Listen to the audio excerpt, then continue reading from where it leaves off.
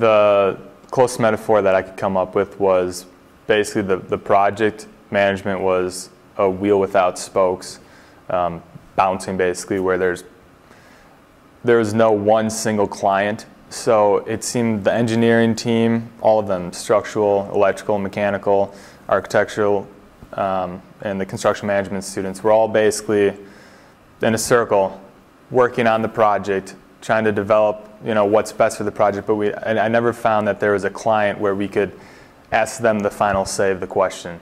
And it just seemed like we were all huddled around the circle, but there's no one single person that was saying yes or no to any of the questions, any of the decisions made, until eventually later on we finally decided, the architect, just go ahead, final decision right there. Well, in the proposal phase, we really tried to come up with a viable decision-making structure that included diverse perspectives. That's what we were looking for. We saw that in order for this to be a successful project, we wanted to get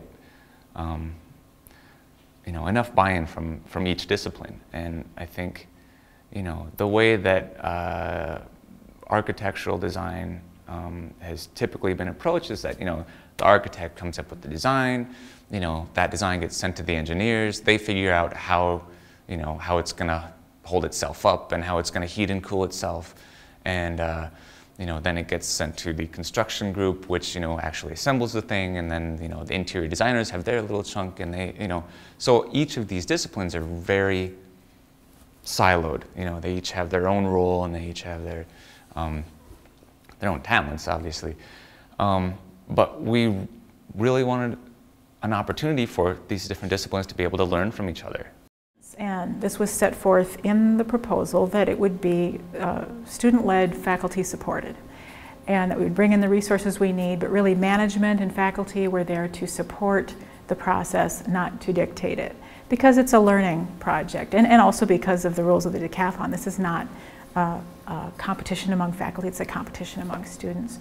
And so we set that out, and one of the tools we used early on, I had been involved with the local U.S. Green Building Council chapter, and they were instituting the use of dynamic governance, which is like a consensus process, but it's a consent-based process. It's sort of a hybrid between consensus and voting kind of process, where you have a kind of discipline of inclusion. You go around the circle on every decision, and everybody has a say. You have a say on clarifying questions, and clarifying what is meant, and a say in your opinion.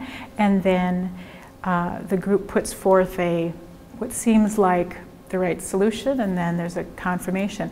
The idea isn't that everybody loves every solution, it's that everybody can live with every solution, and that you can revisit it if it doesn't work out. But basically, consensus can be very slow and unwieldy, although it has this idealized nature. I don't think that would have worked in this complex a project. So we used this consent-based project. It wasn't dynamic governance proper, that requires sort of training, but it was very much inspired by dynamic governance.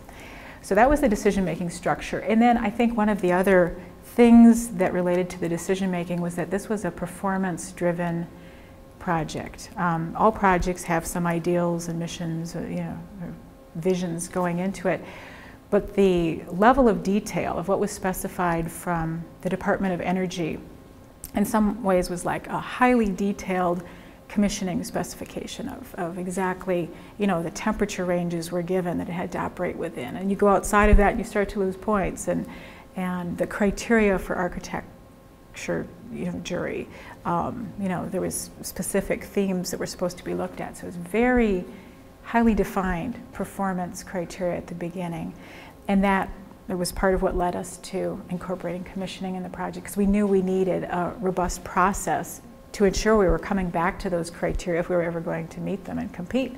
We had this one diagram that showed kind of the flows of decision making, where one thing would inform another, and then we'd go talk to some industry and that would inform some decision making. And at the center of this big kind of oval diagram of all the student representatives and all the other interested players was the house. That was our central goal. So it was a pretty accurate diagram. But one of the professors on the proposal writing team called it the circle of indecision and confusion. So, you know, and to be fair, there were definitely times where that happened, but I think by and large it was successful.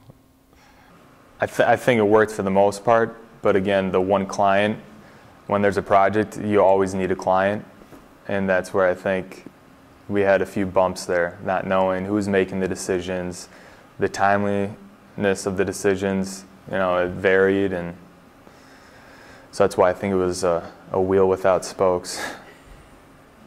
There were meetings where we would agonize and agonize over decisions, 4-hour meeting here, another 4-hour meeting there, and on, about things that, you know, some things that we spent a long time agonizing over that really were kind of inconsequential at the end, and, you know, other things that we made a quick decision about that had a much larger impact down the line and in Washington, D.C.